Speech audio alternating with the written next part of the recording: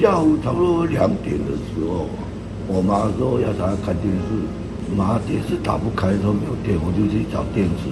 然后我一回头看，水已经进来，然后就说妈，赶快我们走。当我们走到门那里的时候，水一下就到腰了。就我一回头要拉我妈走，哇，水又一下一到脖子这边上来了，我就尽量把我妈拉高，说妈你不要放手，我把你拉出去。我硬撑硬拿那铁杆，还是没有把我妈救出来。我妈看着，把我用手把我拨掉，那时候一直淹盖了。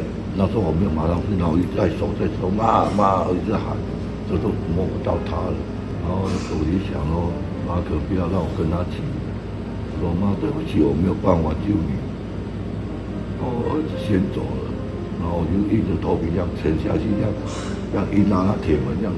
爬出去，然后就找到比较可以爬上去屋顶的地方，我就爬上去，然后就喊妈，我说对不起，你没有把你拉出来，叫我自己走。